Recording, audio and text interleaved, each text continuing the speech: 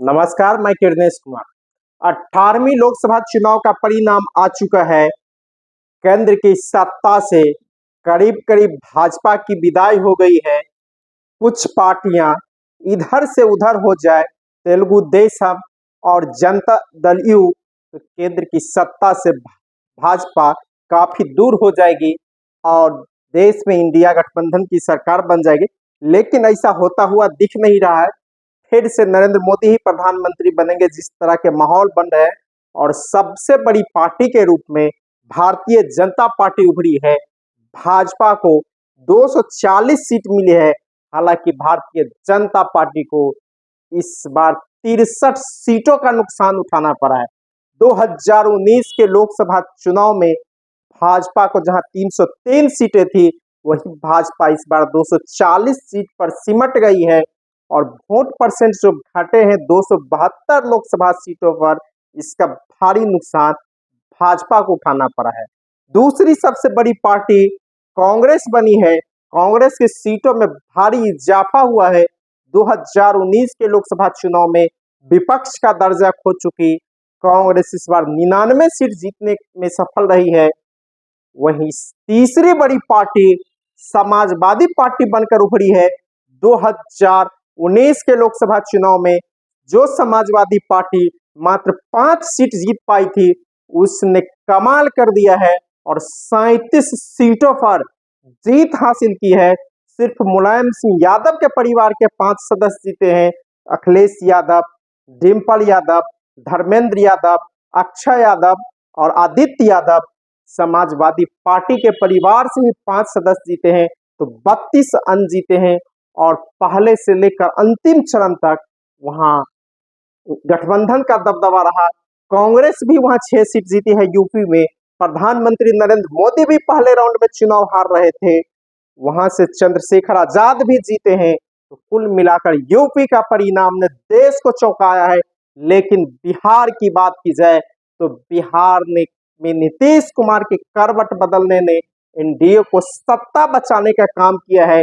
अगर चंद्रबाबू नायडू आंध्र प्रदेश के एनडीए के साथ नहीं रहते और बिहार में नीतीश कुमार नहीं जाते, तो एनडीए का हवा उड़ गया था। और नीतीश कुमार के चलते ही केंद्र में भारतीय जनता पार्टी की सरकार की वापसी हुई है। नहीं तो बिहार में इंडिया के साथ नीतीश कुमार रहते तो इंडिया की जीत होती, परचम जीत होती। हालांकि इसके बावजूद बिहार में 9 सीटों पर इंडिया गठबंधन ने जीत दर्ज की है, जबकि 1 सीट पर निर्दलीय पप्पू यादव और 9 सीटों पर कांटे की टक्कर रही है। तो कुल मिलाकर इस बार के चुनाव, लोकसभा चुनाव काफी चौंकाने वाले रहे हैं। और जो कहा जा रहा था एग्जिट पोल की हवा निकल गई है और सट्टा बाजार में जो दावे प्रति दावे किए जा रहे थे, करीब करीब वही रिजल्ट आया है।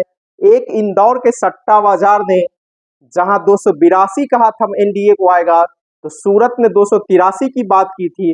उसी के आसपास रिजल्ट भी आया है और 10 में से 8 सट्टा बाजार केंद्र की सत्ता से विदाई भाजपा का कर रहा था, करीब करीब वही आया है।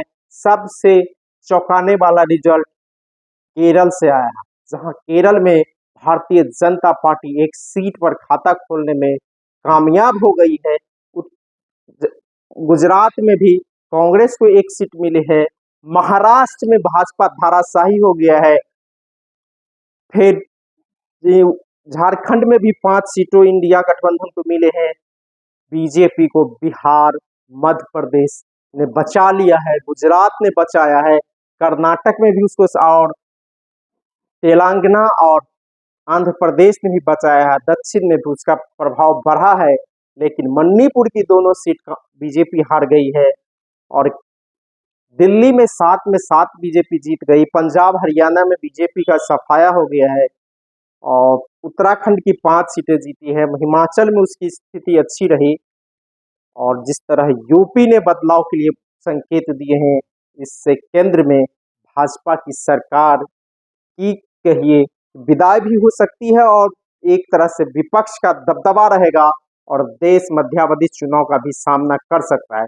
अगर चंद्रबाबू नायडू हट जाए और नीतीश कुमार हट जाए और कुछ छोटी छोटी पार्टियां हैं उस गठबंधन में दो बड़ी पार्टी, तेलुगु देशम जो 16 सीट लेकर आई है और जेडयू जो 12 सीट लेकर आई है, यही 28 सीट है जो एनडीए का जान है। अगर यह एनडीए हट जाता है तो केंद्र की सत्ता से भारतीय जनता पार्टी की विदाई तय हो जाएगी और जो 400 पार का एग्जिट पोल का नारा था उसका हवा निकल गया है और सट्टा बाजार ने जो सट्टा लगाए थे, आंकड़े दिए थे, वही आंकड़ा करीब करीब सफल हुआ है। धन्यवाद। मैं किरणेश कुमार।